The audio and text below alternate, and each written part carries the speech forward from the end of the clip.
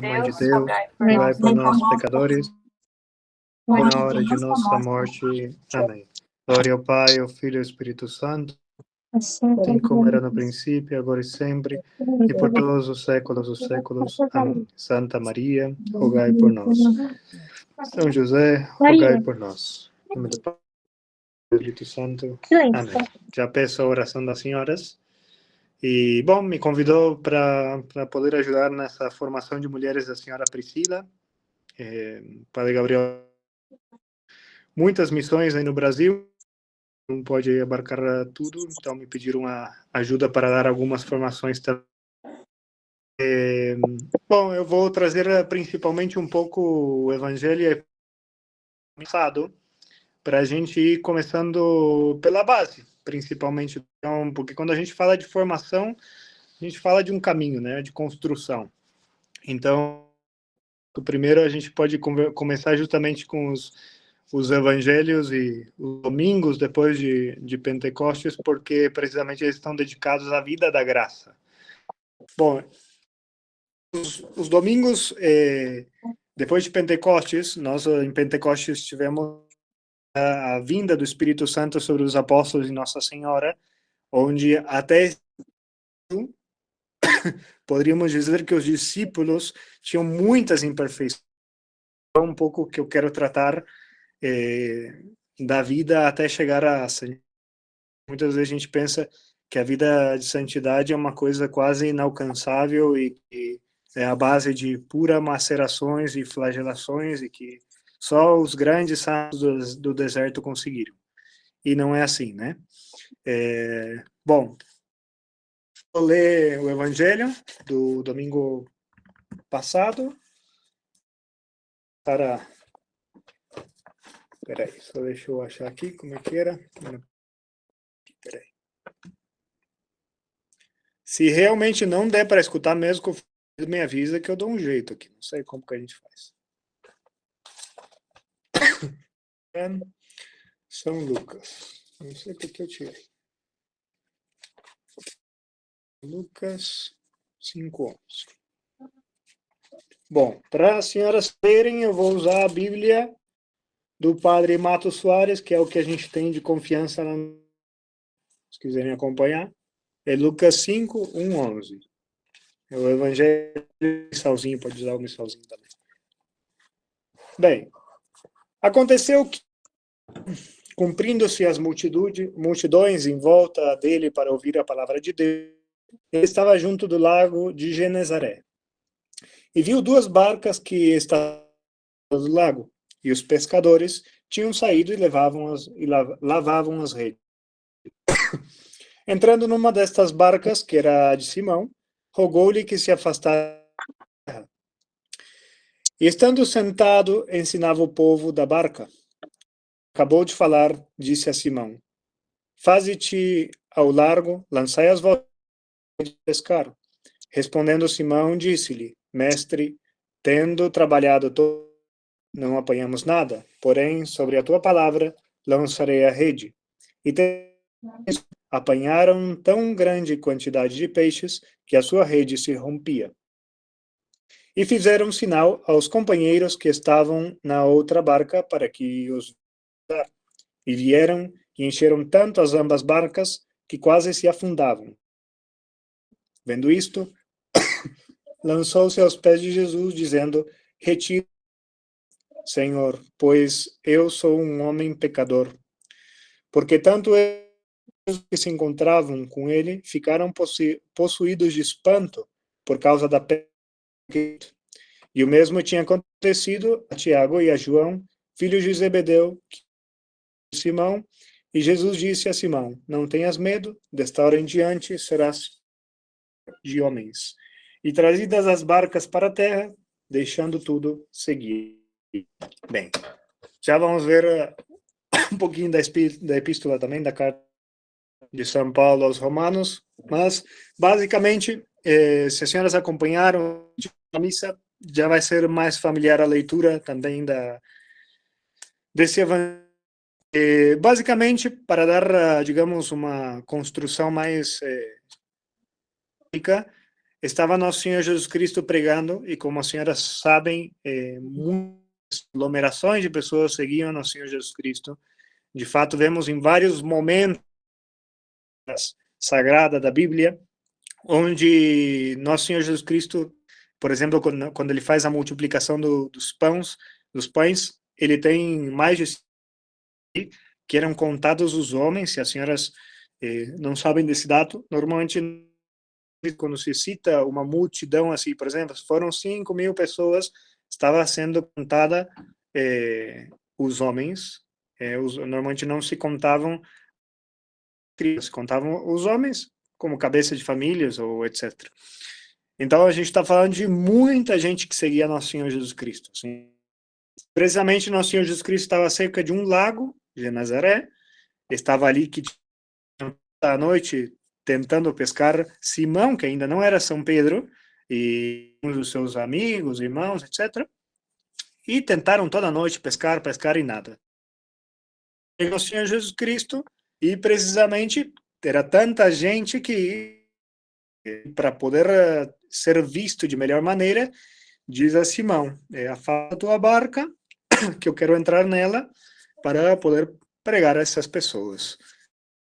E diante de todas aquelas pessoas, nosso Senhor Jesus Cristo diz assim, vai e joga as tuas redes e pesca.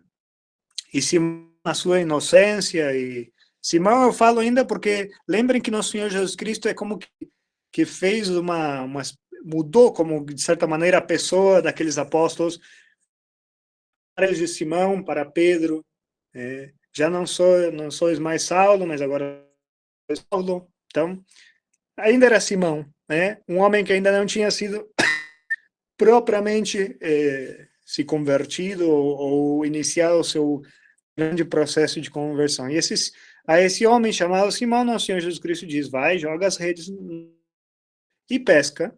E Simão diz, mas Senhor, estivemos toda a noite tentando pescar absolutamente nada. E nosso Senhor Jesus Cristo, né, vendo a fragilidade dos homens, vai e diz, Simão vai e pesca. E São Pedro vai, joga as redes, e era tanta a quantidade de peixe que começou a sair, que nem as duas barcas conseguiam abarcar aquela quantidade de peixes. Aqui nós temos, antes de continuar, dois dados importantes que é muito formação católica, sim? Que nos ajuda para o momento, por exemplo, se o protestante, etc., todas as outras seitas, etc., que é, nosso Senhor Jesus Cristo foi pregar. Ele pede, bom, aparta a tua barca, porque agora vou pregar, vou pregar a palavra de Deus. E imediatamente faz um milagre, um grandioso milagre, de uma multiplicação enorme de peixes que rasgavam as redes de tanto peixe que era. O nosso Senhor Jesus Cristo normalmente quer confirmar uma verdade, que da boca de verdade. Quando ele quer confirmar algo, ele faz o quê? Milagres ou profecias. Assim? Por isso, nunca nós vamos ver milagres autênticos no protestantismo ou mesmo no modernismo. Podem acontecer prodígios que o demônio, de certa maneira, modificar, sempre com a permissão de Deus, mas nunca um milagre. Desculpa se saiu alguma palavra em espanhol, sempre como eu estou aqui na Argentina, meio enferrujado. E bom, precisamente, assim como nós vemos nesse evangelho, Simão, que ainda não era Pedro, diante da palavra de nosso Senhor, tantas coisas que já tinham visto os discípulos, meio que, mas estivemos toda a noite tentando pescar e não conseguimos nada. Ou, por exemplo, vemos os discípulos, quando estava na multiplicação dos pães também, e tinham apenas 5 pães e alguns peixes. O Senhor Jesus Cristo manda as pessoas sentarem e vem um discípulo e diz, nós só temos 5 pães e alguns peixes, como vamos fazer para alimentar tantos? Estamos tão longe da cidade, não há nenhum lugar para comprar pão aqui. E os discípulos já estavam cansados de ver milagres, cansados de estar acompanhados de nosso Senhor Jesus Cristo, e vejam, estavam meio que dispersos, incluso materiais, entende? Mas como vamos fazer isso? Com 5 pães, alimentar mais de 5.000 pessoas? E precisamente, aonde é que eu quero? É que justamente a vida de santidade, e nós, Jesus Cristo não fez um livro extensíssimo da Sagrada Escritura, quando foram inspirados os apóstolos, etc., para escrevê-la, senão que fez uma coisa bem, bem concisa, ou seja, incluso até misteriosa, como se a gente não tem um pouco mais de instrução, incluso é como que mais falta mais dados, né? Podiam ter mais. Por que nosso Senhor Jesus Cristo não fez um livro extensíssimo? Primeiro, provavelmente, já o demônio coloca um monte de travas para a gente ler a Sagrada Escritura, mas extensíssimo. E é precisamente para deixar claro o que qual era, entendem? Não para ser uma coisa extensa de estudo, senão que a palavra de Deus, quando nós lemos a Sagrada Escritura, nós chamamos palavra de Deus, porque é Deus falando com a gente. Então, nas Sagradas Escrituras, obviamente que tem a sua interpretação embaixo, mas dá para tirar muito das Escrituras. E destes evangelhos, desses tipos de evangelhos, precisamente a gente pode ver aí como é o início e o caminho da vida de santidade. Quando vemos um Simão, ou se eu não me engano era Felipe, que questiona nosso Senhor Jesus Cristo, perguntando, mas Senhor, como vamos fazer isso? Tantas pessoas com tantos peixes e pães para tantas pessoas. E nosso Senhor Jesus Cristo, tão paciente, vai e dá-lhes de comer, etc. Vemos essa ingenuidade, essa fragilidade que, no início, obviamente, assim como nós também temos e tínhamos os apóstolos, sim? Porque isso estamos falando simplesmente de uma falta de fé, ou quando nós vemos a Simão, a Pedro, na barca, junto com o nosso Senhor Jesus Cristo, apóstolos, e nosso Senhor Jesus Cristo, num sono profundo, digno de um rei, descansando, e começam ondas e ondas, trovões, etc., relâmpagos, e os discípulos pensando que iam perecer, cansados, novamente, digo, de ver milagres, e nosso Senhor Jesus Cristo se desperta com o griterio de São Pedro e dos apóstolos, socorre-nos, ajude-nos, nos vamos perder, tanto relâmpago, ondas, etc. E nosso Senhor Jesus Cristo, calmamente, né? E aparece ele nas águas e chama Pedro. E Pedro, né, fica meio naquela dúvida, mas se eu ir lá, eu vou cair. Se eu entrar lá, a minha razão diz que eu vou afundar lá embaixo. E nosso Senhor Jesus Cristo chama, e o diz, homem de pouca fé. E São Pedro vai e começa a pisar na água, caminha, e daqui a pouco começa a meio que duvidar de tudo que estava acontecendo e começa a afundar. E nós vemos essas fragilidades, essas dificuldades dos santos também, porque até o momento eles não era o São Pedro, não era um São Tiago, um São João, eram nós, que recém estavam começando o seu caminho. Então, o caminho da idade é um caminho de construção. Sim? Ninguém nasce santo. Ninguém nasce santo. Pessoas muito agraciadas que tiveram certas graças muito grandes, muito gigantescas, desde a infância, como nós vemos um São Luís Gonzaga, vemos o Sávio e tantos outros santos que eram, né, crianças desde a sua infância, já de santidade, milagres, etc. Ou com prodígio. E Então a gente olha para essa vida desses santos e a gente diz, não, é inalcançável, eu, minha de família, aqui com as minhas crianças, todas as dificuldades, a santidade é impossível, está muito longe, impensável, e não é assim. Precisamente uma Santa Teresinha, que ainda é muito agraciada, também com Deus, etc., mas vemos uma menininha que passou praticamente desapercebida, está correto? Desapercebida entre as irmãs de convento, e foi uma santaça, sim, porque às vezes a gente pensa que a santidade está em fazer milagres, mover montanhas, levantar mortos, curar enfermidades. A santidade não consiste nisso. Às vezes a gente perde a linha, digamos, porque a gente não entende o que é ser um santo. O que é um santo?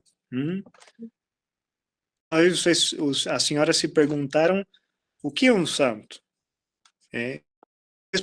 Um santo é aquele que faz milagre, que move montanha, que ressuscita, né? Não, um santo não é isso. Muitas vezes na história da igreja, muitas vezes, Deus agraciou com ao seu santo para marcar a sua vida de santidade certos milagres. Mas isso é acidental, a santidade, não é o que nós de santidade. Um santo é um íntimo amigo de Deus, sim? E nós, assim como os discípulos, como os apóstolos, né, no nosso caminho, temos todo uma via para percorrer. Um de nós, assim como os apóstolos, já nasceu íntimo amigo de Deus. De fato, nós nascemos mais bem com o pecado original, inimigos de Deus. Com o batismo, pela graça de Deus, graças aos pais católicos, se foi uma graça mais tarde que eu recebi de ser batizado de adulto, etc. Ou seja, mas o batismo é o que nos faz filhos de Deus por graça, sim?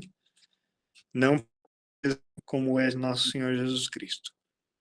E precisamente o batismo que ele destrói o pecado original em nós, uma das coisas que ele faz é remover o pecado da nossa alma, ainda que fica consequências, que nós chamamos em teologia de pecado, é a inclinação ao pecado. E aí entra depois o pecado mortal, o pecado venial, as nossas imperfeições, etc. Também aqui bem aclarar, sim, a via do bem e quando a gente fala de imperfeições, a gente está falando de um bem e não estamos falando de pecado. Quando a gente fala de imperfeição, mas às vezes a gente confunde perfeição com pecado, e não, ainda quando nós falamos de imperfeição, ainda estamos falando do bem, de coisas boas, só que mal feitas. Por exemplo, a dona da casa que estava varrendo lá, toda a sujeira debaixo do tapete. Ela varreu a casa, está tudo bonitinho, mas tá todo mundo, todas as senhoras acho que concordam. E bem, precisamente, o caminho, depois disso, nós entramos no que seria o pecado. O que é um pecado? É uma falta voluntária da lei de Deus, os 10 mandamentos, que nós já devemos saber. Grave em matéria grave, se eleve em matéria leve, que nós chamamos também venial, sim? Bem, para a construção dessa vida e de intimidade com Deus, porque Deus nos criou para o céu, uma das perguntas de catecismo básico de crianças, para que fim o homem foi criado? Quer amar e servir a Deus nesta terra, para depois gozar eternamente da visão de Deus. Foi para isso que nós fomos criados, para viver aqui nessa terra. Ainda que a gente vive nela, sim, nós somos, de certa maneira, peregrinos aqui. A gente morre e tem um destino eterno. A verdadeira vida está do lado do outro lado. Às vezes a gente pensa que está aqui, está muito equivocado. Sim, e deixa o tempo passar, passar e passar e passar, e quando ela já foi. Bem, a vida de santidade, a vida do quando a gente chama alguém de santo, ela é muito íntima de Deus, sim, um amigo de Deus. E o que quer dizer isso? É que ela, de todas aquelas coisas, que aí entra o, vamos dizer, a via negativa da vida espiritual, ela fugiu do pecado mortal, que a faz distanciar-se gravemente de Deus. Ela começa na batalha contra os pecados veniais, que são os pecados mais leves.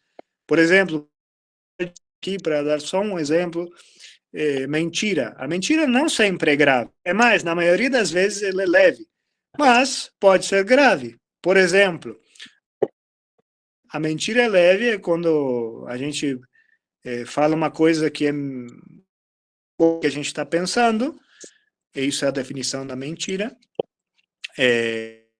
E sair assim, safar, entendeu? Ver uma pessoa chata perguntando e a gente falou alguma coisa assim, em contra da verdade, para despistar ela. Essa é a linha veniais. Mas uma mentira pode ser grave também, por exemplo, danificar gravemente a fama de uma pessoa, entendeu? Fazer uma mentira grave sobre, ou fazendo ela ter um dano muito grave. Isso aí entra no pecado grave, entendeu? Só para dar um exemplo. Obviamente, algumas pessoas, e Santa Teresa de Jesus ficava muito brava quando algumas pessoas falavam: mas é só uma mentirinha, é só não existe mentirinha e nem pecadinho, sim. Simplesmente há uma diferença, porque quando eu decido pelo pecado mortal, eu decido me afastar de Deus diretamente. Quando eu decido pelo pecado venial, a ofensa a Deus, eu não inimigo de Deus, mas eu me afasto dele, de certa maneira. Não é uma relação de amizade cortada, mas é como que é o filho que ofende o pai, né? Aquela relação meio fria. Só para mais ou menos fazer gráfico. E bom, a vida precisamente de santidade começa nesses inícios, de primeiro combater os pecados mortais, combater os pecados veniais, e aí chega que, bom, vai ter gente que vai dizer, não, mas isso aí tá, né? Não precisa dar tanta atenção para isso. E, precisamente como o padre falou, é um bem mal feito. Vamos imaginar que toda a sujeira da nossa alma, que não é pecado, mas são coisas boas, não boas, mas são sujeira. E a gente varre, a gente quer despistar ela, mas varre tudo para debaixo do sofá do nosso tapete. A gente está fazendo errado, entendeu? A gente está indo pelo caminho. É como que a gente se acomoda na vida espiritual. E na vida espiritual não existe uma férias para a vida espiritual. Nós sempre temos que buscar estar ascendendo, crescendo. Porque no momento que a gente fica aí estancado na vida espiritual, na verdade, o que os santos dizem é que a gente começa a regredir. Então é muito importante que nós sempre tenhamos a nossa visão sempre mais alta, sempre buscando ser mais íntimo do trabalhinho, digamos, de ir extirpando os pecados, etc., é para ser mais íntimo amigo de Deus. Por quê? Porque a nossa alma, o nosso corpo é templo de Deus. Deus vive aqui se nós estamos em graça. Então, nós temos que recebê-lo e ser instrumentos dignos de ser moral e de agradar a Deus. Porque coloquemos o exemplo de um filho com...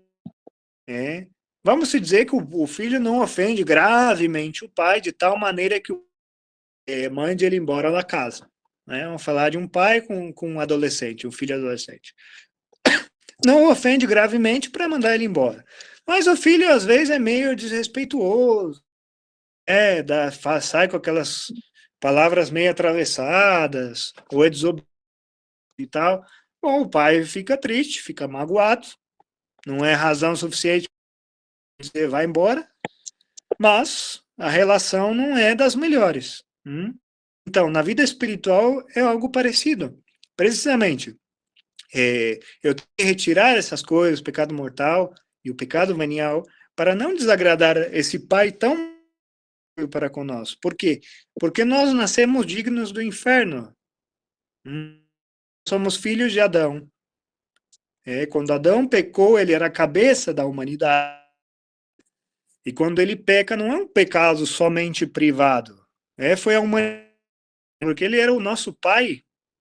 Entende? Ele foi o destinado a dar continuação ao gênero humano. Então, quando ele peca, é a humanidade que peca. De tal fato é que o original não é um pecado pessoal meu, é um pecado da humanidade. Entende? Um pecado na minha natureza humana. Por isso que quando eu nasço. Não, tá estranho essa palavra. Tá certo? Sim. Tá bom, então. Então, quando eu nasço. Valeu. Quando eu nasço. Fiquei meio estranho. Bem, quando eu nasço com um pecado original. Então, pelo batismo, ele é retirado. Mas e não é um pecado pessoal no sentido que fui eu lá e que fiz. Entende? Mas eu tenho aquele pecado e ele é retirado pelo batismo. E é uma graça enorme, obviamente.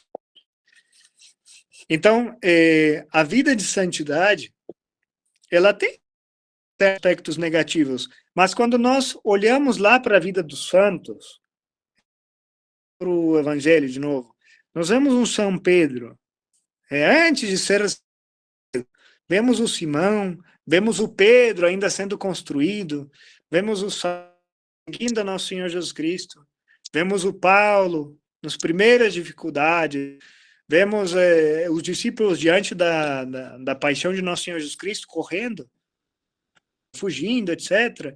Vemos depois lá quando prenderam nosso Senhor, que Pedro, os discípulos meio que querem entrar lá para ver o que aconteceu com nosso Senhor Jesus Cristo.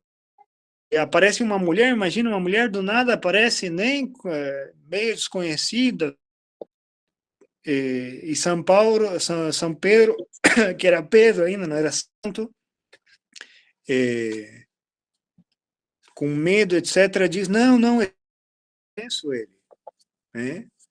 Estamos vendo um pecado grave, obviamente, uma negação. E vemos justamente esses pecados dos discípulos, vemos as imperfeições durante a vida pública de nosso Senhor Jesus Cristo, onde ele ia pregando, ia fazendo milagres. Mas, Senhor, não entendemos o que o Senhor nos quer dizer com isso,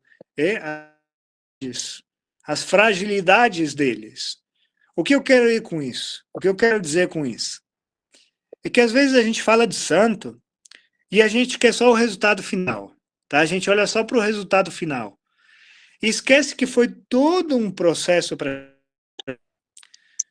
isso, a gente falando dos apóstolos, mas quando a gente Santo Agostinho foi se converter lá por mais dos 30 anos, Santa Mônica chorar pela conversão de Santo Agostinho e do seu esposo também. Daí chegou o momento que ele se converteu, doutor da igreja, grande Santo Agostinho. Vemos um São Ignácio de Loyola, era um cavalheiro, com as coisas engalanado com as mulheres, etc. E depois, de Pamplona, explode praticamente em cima da perna dele, rebentou. Ele ficou não sei quanto tempo numa cama. Os únicos livros que tinha, ele pediu, como ele estava ali entediado, não tinha TV, não tinha celular, que nem as senhoras tinham fazer. Não tinha tudo isso. E ele pede livros e trazem o Evangelho e Vida de Santos. E ele diz, bom, mas não tem outra coisa, não sei o quê. Não, a gente tem. Ele começa a ler, ele começa o processo de conversão dele. E ele ali um milagre enorme na vida dele, que ele abandonou tudo, assim, mais ou menos tipo São Francisco de Assis, e começou uma vida de pobreza, de grande... mas houve também, digamos, um caminho. Não olhemos para o quando a gente fala de Santo Agostinho, quando a gente fala de Santo Inácio de Loyola, quando a gente fala de São João, não olhemos para o resultado final. Olhemos para que eles eram também como nós, que tinham também preguiça, que também resolveram trair a nosso Senhor Jesus Cristo. Porque às vezes a gente pensa, bom, a vida de santos está tão longe da gente, né? É impossível ser santo, não vou conseguir, não é para mim. De santidade está feita para todos nós. Deus quer que nós sejamos santos. Está a um passinho, sim? Um passinho. Não está lá longe. Sabe por que a gente não dá esse passinho? Porque a gente não faz como santo, né? E eu não estou falando de grandes macerações e flagelações. Não é isso. Senão é a minha vontade.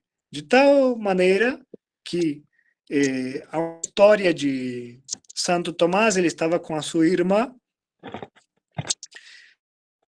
Essas mesmas dúvidas que nós temos, né? A gente pergunta, como eu faço para ser santa? Porque não consigo, não sei qual é o... E precisamente Santo Tomás diz 3 palavras para ela: querer, querer, querer. Em definitiva, o passinho é só querer. Quando eu decido dizer sim a Jesus Cristo, deixar as coisas do mundo, deixar as coisas, as insinuações do demônio, deixar as insinuações nossas próprias, por exemplo, aquela preguiça, aquela quando vem alguém que nos aperta, digamos, e nós largamos aquela mentira só para se livrar da pessoa. E falando disso, só porque, como já citei 2 vezes o tema dessa mentira de sair, digamos, dessas situações, sempre tem como se livrar dela sem mentir, sim? Palavras que podem muito bem ser interpretadas para se livrar, digamos, dessa situação sem mentir. E aí entra um pouco do engenho humano também. Por isso nós devemos trabalhar sobre as nossas, digamos, virtudes espirituais, mas também sobre as nossas coisas mais aqui da terra, né? Essa perspicácia, é aquilo que se diz que nós devemos ser astutos, inocentes como a pomba, como as pombinhas, sim? E essa perspicácia, digamos, essa ligeireza, essa rapidez, digamos, nas coisas, dá o hábito das virtudes. Porque, assim, quando nós falamos de virtudes, quando falamos do santo propriamente, é todo um caminho. Ninguém nasce virtuoso, sim? De fato, uma virtude é repetição de atos. Por exemplo, coloca um teclado aqui, um piano, etc. De aula. O professor vai me ensinar lá, então. Coloca a mãozinha aqui. Vou baixar aqui um pouquinho mais para vocês verem minhas mãos. Coloca a mãozinha ali e aí faz. Tá, tá, tá, tá. Exercício de dedos. Todo mundo vai olhar e dizer, coisa ridícula, padre. Mesma coisa na vida de santidade. Mesma coisa na vida de virtudes. Por quê? Porque é todos os dias fazer tá, tá, tá, tá. Todos os dias. Vai ter dia que a gente vai ver, tá, ai, errei. Quem sabe vai ser 1, quem sabe vai ser 5, 10, 100 vezes no dia. Cada um é diferente do outro. Tem gente que tem mais dificuldade, tem gente que tem por ter vivido uma vida no mundo, ou simplesmente porque tem certas inclinações, digamos, a certas coisas. De fato, para a senhora um certo alívio, digamos, porque às vezes a gente pensa nessas dificuldades, Incluso, às vezes, são só tentações, não chegaram ao ato de pecado, são só tentações. E, por exemplo, só tentações, por exemplo, e não são atos propriamente ditos de pecado. Nós vemos, há também não lembro o nome, tem muitas histórias de santo na cabeça, mas são tantos os nomes. Mas é um santo bispo que ele durante 50 anos, e quando nós falamos de bispo, normalmente é uma pessoa que já foi consagrada depois dos seus 30 anos de idade, entendeu? Já estamos falando de 80 anos. Durante 50 anos da sua vida episcopal, ser bispo, ele teve graves tentações de contra a fé.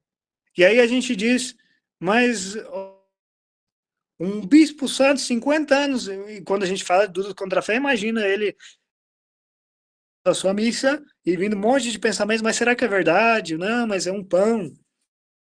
Eu só estou dando um exemplo, tá? Tantas outras coisas que podem ter vindo na cabeça dele. A diferença deles para nós, por que nós chamamos este homem tão valoroso de santo? Porque durante 50 anos, contra essas tentações, é precisamente pela decisão que eles tomaram diante dessas tentações e das decisões que nós tomamos diante das nossas tentações. Porque muitas vezes nas nossas tentações, e nós vemos de volta, vamos jogar a gente lá de novo lá para os apóstolos, vemos as dificuldades deles, né, suas debilidades, tantas vezes caindo, dúvidas, vemos o mesmo Santo Tomé, tudo que passou, eu só acredito vendo, se eu tocar os dedos nas suas chagas, etc. Vemos todas essas dificuldades e debilidades, até eles serem os santos completos, digamos, nós temos diariamente, igualzinhas, dúvidas, preguicinha, diante de um aperto, aquela vontade de lá para sair bem rápido da situação. E aí já joga tudo pro ar, né? Xinga o marido, xinga os filhos. Essas mesmas dificuldades que as senhoras têm, que o padre tem também, que qualquer ser humano na Terra tem, tiveram. A diferença é que eles decidiram, diante dessas tentações, por Deus. Sim? Eles decidiram, veio a tentação, mais forte que seja, batalharam, veio aquela tentação, pela de pecado que seja, ou de vício que seja, e eles disseram, não, calma lá, primeiro Deus. Essa é a diferença, e por isso que eu digo que nós estamos a um verdade. Não é algo impossível. Ninguém disse que ia ser fácil. Ninguém disse. E nem eu estou dizendo que é fácil, tá? Ninguém está dizendo isso. Mas não é impossível. E digo sim que está um passinho nosso, porque Tomás disse, o que eu devo fazer para ser santo? Querer, querer, querer. O que nós devemos fazer para ser santos? Querer. Querer ser santo. E não querer, não lembro como se fala aquele querer de veleidade, a gente fala, né? Que é aquele gostaria que fosse. Nunca chega aquele querer definitivo de largar tudo, todas as coisas que estão erradas na minha vida por Deus nosso Senhor Jesus Cristo. E precisamente ela se torna impossível por minha culpa, por decido dizer sim a Deus. Eu não decido por esse querer. Eu fico naquela coisa ali, gostaria, quem sabe amanhã. Pessoal aí, tudo da renovação carismática, que eu sei que tem vários aí, convertidos, mas tá. Que era, né, lembra lá daquele negócio promoção nova lá por hoje, não. Eu sei que está tudo errado lá, mas de certa maneira, esse negócio aí. De certa maneira tem razão, sim. Por quê? Porque por hoje não. Eu decido não pecar, não ofender a Deus. E amanhã de novo. Porque nem sabemos se Deus nos vai dar o nosso amanhã. Então, se eu nem sei se eu vou ter o meu amanhã, porque tem pessoas que morrem assim do nada, de repente deu uma parada cardíaca, ou um carro atropelou ela, uma cobra picou. Ali o outro dia, ali, lá em Limeira, lá em São Paulo, tragédia da moça lá, que obviamente já é um pecado em si se expor essas coisas, mas enfim, a menina foi se divertir e de repente apareceu do outro lado. Então a gente não sabe quando nosso fim. Então a gente tem que, precisamente, como escreveu aí, a gente tem que vigiar e orar. Estar atentas à nossa vida espiritual, porque se as senhoras percebem, vida espiritual, a gente não está falando de uma coisa morta, é uma coisa viva, move, que necessita alimentar-se. Já vai acabar minha bateria, já vou terminar. No batismo, normalmente quando nós, aqui pelo menos no Retiro, administrar um santo batismo, a gente sempre faz algumas explicações e eu costumo sempre dizer, quando nós somos, é como que se Deus colocasse uma sementinha na nossa alma, tá? Essa santificante. E essa sementinha na terra do nosso coração, como qualquer semente para crescer, necessita o quê?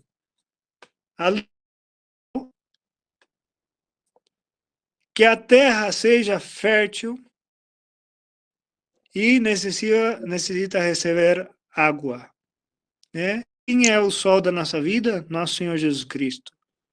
A terra fértil é que nos preparemos. É a batalha diária de cada dia. Precisamente, a água são as graças que Deus nos vai concedendo e que nós devemos saber aproveitar. Muitas vezes no nosso dia a dia temos várias ocasiões de aproveitar e nós desperdiçamos, né? Melhor. Não sei, esse é um grande problema familiar e eu desconto em todo mundo. Todo mundo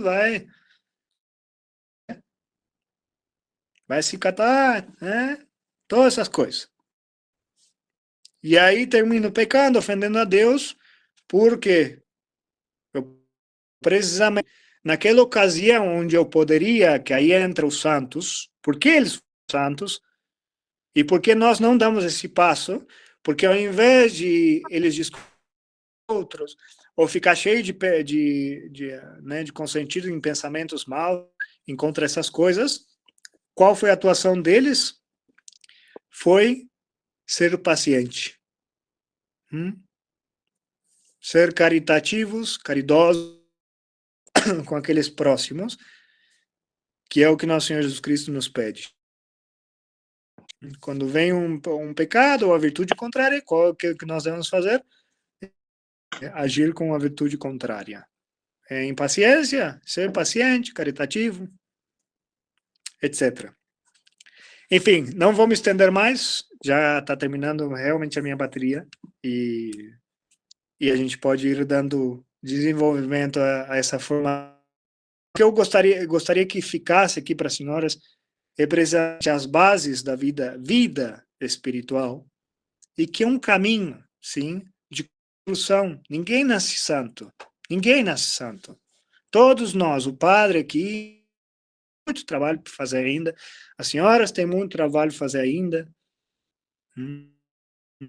Então, não se ilusionam, não percam a esperança como dizendo, está lá longe, porque a gente às vezes olha o santo pronto, né? E se esquece que teve todo um caminho. Por isso é tão importante ler a vida dos santos.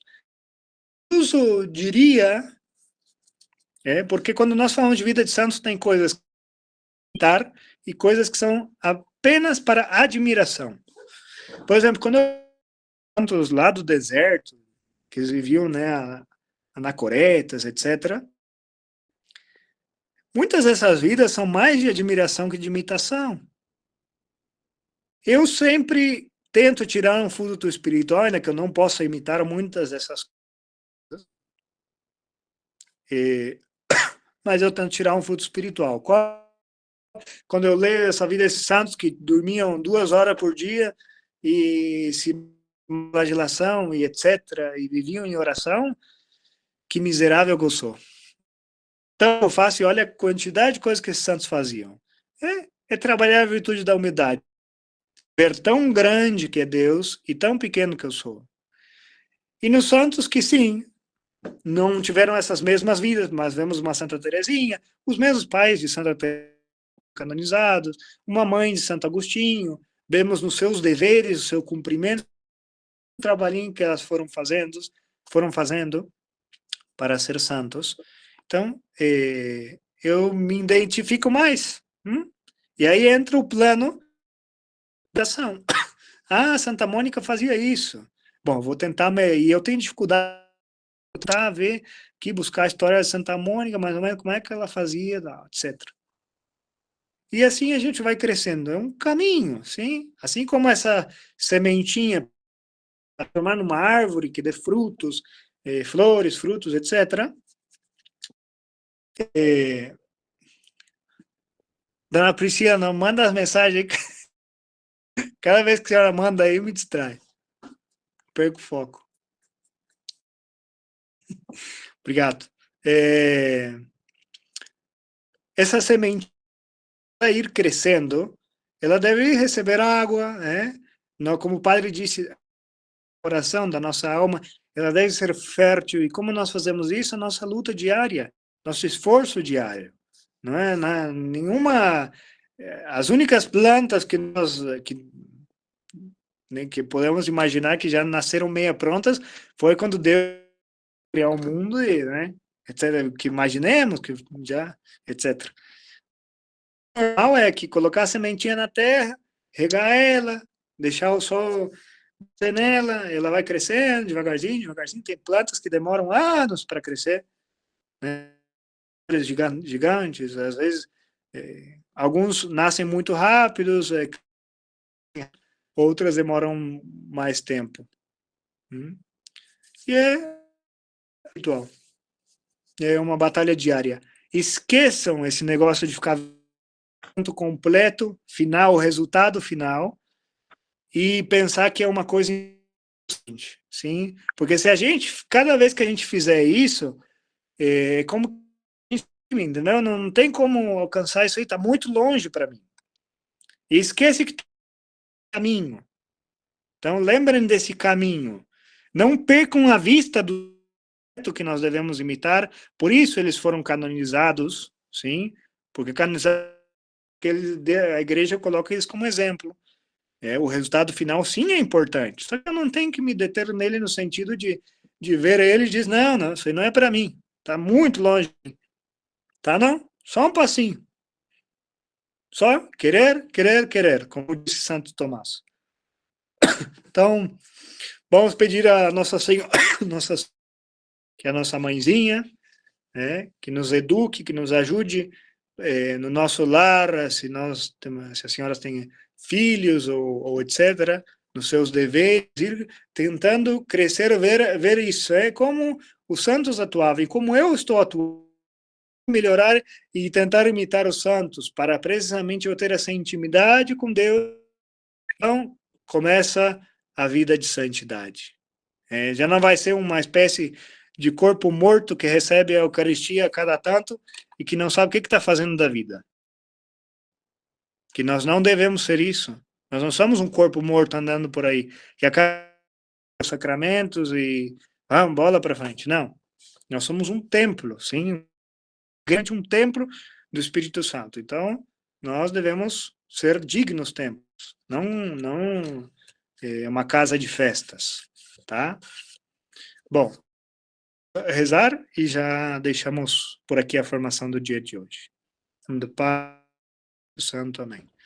Ave Maria, cheia de graça, o Senhor é convosco. Bendita sois vós, e bendito é o fruto do vosso ventre, Jesus. Santa Santa Maria, Maria, Mãe de Mãe de Deus, Deus, rogai por por nós, nós, pecadores, pecadores, agora e na hora agora de e na hora nossa de nossa morte. morte. Amém. Glória ao Pai, Santo, como era no Assim como era princípio, no agora e princípio, agora e sempre, sempre, por e por todos todos os os séculos séculos do dos séculos. século. Amém. Em nome do Pai, do Filho e do Espírito Santo. Amém.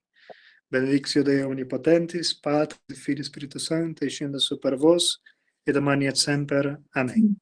Bom, nos vemos daqui a alguns dias. Deus abençoe a todas. Rezem por mim. Não, Priscila, não fica brava não, fica triste não. É só porque eu perco a linha é muito fácil.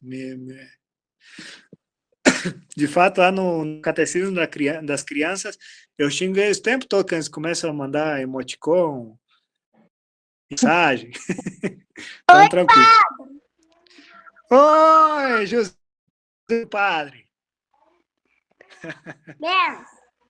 Deus abençoe. Deus abençoe a todos, viu? Rezem por mim. Tchau, tchau. Boa noite.